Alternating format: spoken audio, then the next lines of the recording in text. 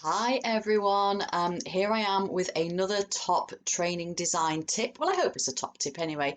Some of these will be more relevant and more interesting and more useful for you than others. I'm going to try and keep it short. I know I say that every week, but I'm really definitely aiming for the under 5 minutes this week. The top training tip I want to share with you this time is to build in alternative exercises or alternative approaches. I'm sure as facilitators, we've all had that situation where you think, what I was planning to do isn't going to work.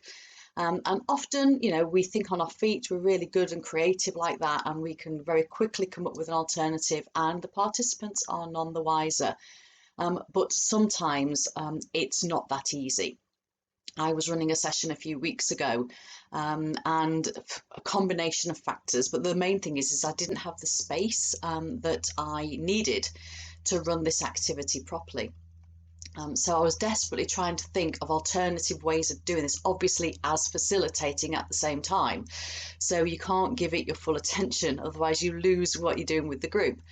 And all the things that I could think of needed me to have equipment that I didn't have with me on the day. So we ended up sort of doing a half-hearted version of the exercise that I had designed and planned. It worked okay, but it wasn't fantastic. So I think particularly for those really key exercises, it's really important to think of an alternative and to put that into the facilitator's notes. Now this applies whether you're doing a face-to-face session or whether you're doing a virtual session, because you never know what you're going to get on the day. And the reason that we sometimes have to put in alternative exercises, it could be due to a numbers thing. We've got too many or too few people to do the exercise that we wanted to do. It could be a space thing. We just don't have the facilities, the actual physical space that we need to do with something. It could be tech. Maybe we don't have the internet connection or the bandwidth. Maybe, people are struggling with different languages or whatever it might be. So to try and think of alternative ways. So we've got the ideal way that we write into our session plan, and that's what we're going to do. If everything is as we expect it to be, what could we do as an alternative?